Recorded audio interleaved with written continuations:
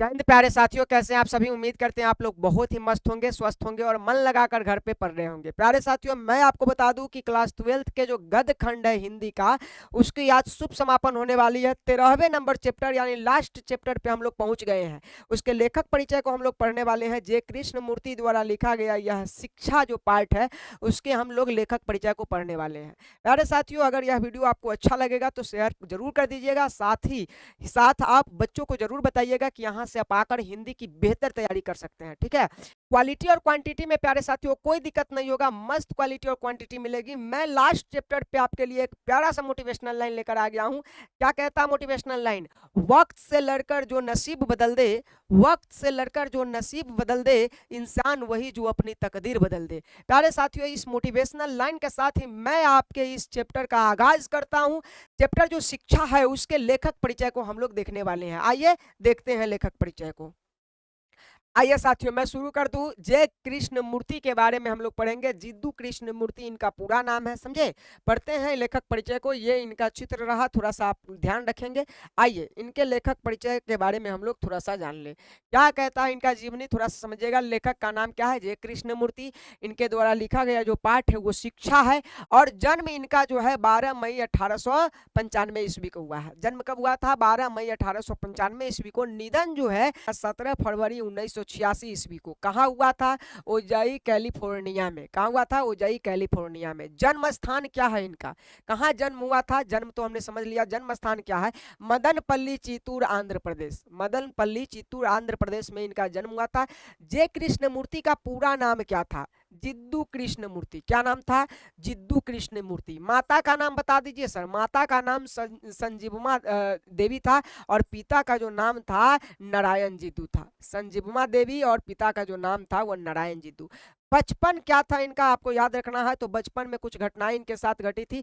10 वर्ष के जब ये थे ना, तो 10 वर्ष की अवस्था में इनकी माँ की मृत्यु हो गई थी। याद रखिए, 10 वर्ष की अवस्था में इनकी माँ की क्या हो जाती है? मृत्यु हो जाती है। उसके बाद स्कूल में शिक्षकों और घर पर पिता के द्वारा बहुत पीटे गए। यानी बहुत पिटाते थे स्कूल में शिक्षकों से और घर पर पिता से बहुत पीटे गए। बचपन से ही विलक्षण मानसिक अनुभव इनको रहा है। ठीक है, आगे आइए। विशेष क्या था इनके जीवन का आपको याद रखना है। मूलतः वक्ता थे और आरंभ में कुछ लेखन कार्य किए। मूल रूप से ये वक्ता का काम करते थे, बोलने वाले थे। ठीक है, भाषण संभाषण देने वाले थे। और ये आरंभ में, शुरुआत में ये लेखन कार्य भी किए। व्याख्यान के विषय शिक्षा, दर्शन एवं अध्यात्म से जुड़े होते थे, समझे।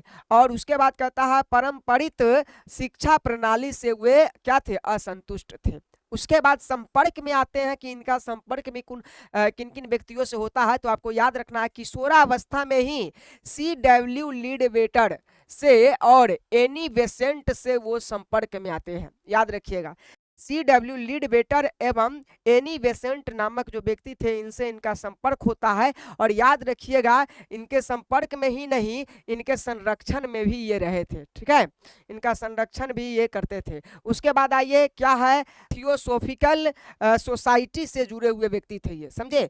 थियोसोफिकल सोसाइटी से जुड़े हुए व्यक्ति थे। लीड वेटर इनमें विश्व शिक्षक का रूप देखते थे। याद रखिएगा, जो लीड वेटर थे इनमें विश्व शिक्षक होने का रूप देखते थे, समझे। आपसे पूछा जाएगा कि इनमें कौन विश्व शिक्षक का रूप देखते थे? लीड वेटर नामक व्यक्ति। उसके बाद याद रखिएगा, 1938 में एल्डुअस हेक्सले से इनका क्या होता है? संपर्क होता है। ये इल्डुअस हेक्सले के संपर्क में कब आते हैं? 1938 में आते हैं। ठीक है, उसके बाद कई देशों की ये यात्रा करते हैं। ये बड़ा इंपॉर्टेंट है, आपको याद रखना है। कुछ और बातें हैं जिनको याद रखना है। कृतियां में आइए, कृतियां में क्या याद रखना है? The first and last freedom, the first and last freedom, the only revolution and और क्या है? कृष्ण मूर्तिज नोटबुक आदि इन्होंने क्या किया? लिखा है। The first and last freedom, the only revolution और कृष्ण मूर्तिज नोटबुक इन्होंने लिखा। इसके अतिरिक्त व्याख्यानों के कई संग्रह भी इनके प्रकाशित है। ठीक है, तो आपको ये याद रखना है, इनका यह लेखक परिचय है। आइए, इनसे जितने सारे ऑब्जेक्टिव प्रश्न बन सकते हैं उन्हें हम आपको दिखा दे, रूबरू करवा दे। उससे क्या है वो मतलब कि जितने ऑब्जेक्टिव प्रश्न है उसे देखते हैं। क्या कहता है ऑब्जेक्टिव प्रश्न, जरा देख लेते हैं हम लोग। आइए इसके जितने ऑब्जेक्टिव प्रश्न है उन्हें हम लोग देख लेते हैं। क्या कहता है ऑब्जेक्टिव? पहला स्लाइड आपके लिए ये रहा। पार्ट 13 है, शिक्षा है। इसके लेखक जो है जे कृष्णमूर्ति जी है। ठीक है, क्या क्या है ऑब्जेक्टिव में समझिए थोड़ा सा। पाठ का नाम है शिक्षा, लेखक का नाम है जे कृष्णमूर्ति, जन्म इनका 12 मई 1895 में, निधन 17 फरवरी 1986 में ओजई कैलिफोर्निया में इनका निधन हुआ था। ठीक है, जन्म स्थान जो है मदनपल्ली चित्तूर आंध्र प्रदेश में है। समझे, पूरा नाम इनका जिद्दू कृष्णमूर्ति है और इनके माता का नाम जो है संजीवमा है और पिताजी का नाम जो है नारायण जिद्दू है। ये आपको याद रहेगा, बड़ा इंपॉर्टेंट है और इससे प्रश्न आते ही रहते हैं। अगर प्रश्न लेखक परिचय से आता है तो ये जो स्लाइड है इससे तो बहुत आता है। ठीक है, अगले स्लाइड में पढ़िए। अगला स्लाइड में शिक्षा पे बात होगी। क्या है? बचपन में देख लीजिए क्या है, उनके बचपन की कुछ घटनाएं हैं जिनको आपको याद रखना है। बचपन, 10 वर्ष की अवस्था में माँ की मृत्यु हो जाती है। डायरेक्ट आपसे प्रश्न पूछा जाएगा कि 10 वर्ष की अवस्था में उनके साथ क्या कौन सी घटना घटती है, तो उनकी माँ की मृत्यु हो जाती है। स्कूल में शिक्षकों और घर पर पिताजी के द्वारा बहुत पीटे गए ये व्यक्ति है। ठीक है, आपको याद रखना है।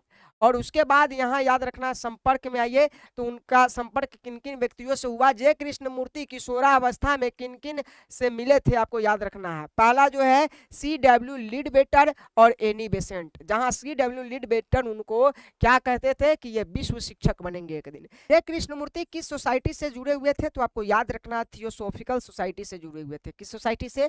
थियोसॉफिकल सोसाइटी से जुड़े हुए थे। लिडबेटर जे कृष्णमूर्ति में कौन सा रूप देखते थे? जो लिडबेटर यहाँ उनसे संपर्क में आए वो जे कृष्णमूर्ति में कौन सा रूप देखते थे, तो आपको याद रखना है विश्व शिक्षक का। विश्व शिक्षक, वो कहते थे कि यह जो व्यक्ति है एक दिन विश्व शिक्षक बनेगा। ठीक है, अगले क्वेश्चन की तरफ आइए। यहाँ पे कुछ और चीजें हैं और समाप्त हो जाएगी आपके लेखक परिचय। क्या है? जे कृष्णमूर्ति एल्डुअस हेक्सले के संपर्क में कब आए थे? 1938 में, याद रहेगा। 1938 में एल्डुअस हेक्सले के संपर्क में आए थे। इनकी कृतियां आपको याद रखना, the first and last freedom, बड़ा इंपॉर्टेंट है, बहुत बार पूछा गया। The first and last freedom किसकी कृति है, तो आपको याद रखना है किनकी कृति है, तो जे कृष्णमूर्ति की। द ओनली रेवोल्यूशन, उसके बाद कृष्णमूर्ति नोटबुक। इसके अतिरिक्त वो व्याख्यानों में कई संग्रह भी प्रकाशित करते हैं। ठीक है प्यारे साथियों, उम्मीद करते हैं कि यह लेखक परिचय आपको बहुत अच्छा से समझ में आया होगा। ज्यादा इसमें कुछ खास बात है नहीं, इनकी ज्यादा लेखक परिचय है वो बहुत ज्यादा नहीं है, तो आपको जो भी है वो याद रखना है। आइए इस वीडियो को यहीं पे समाप्त करते हैं। अगले क्लास में मैं इस पार्ट के जितने सब्जेक्टिव प्रश्न है उन्हें करवा दूंगा। मिलते हैं अगले वीडियो में। Thank you so much. ये लास्ट चैप्टर चल रहा है तो अभी आप वीडियो को शेयर कर दीजिए और चैनल पर नए हैं तो चैनल को सब्सक्राइब करके एक प्यारा सा कमेंट जरूर कर दीजिएगा। ठीक है, अच्छा लगेगा। मिलते हैं अगले वीडियो में।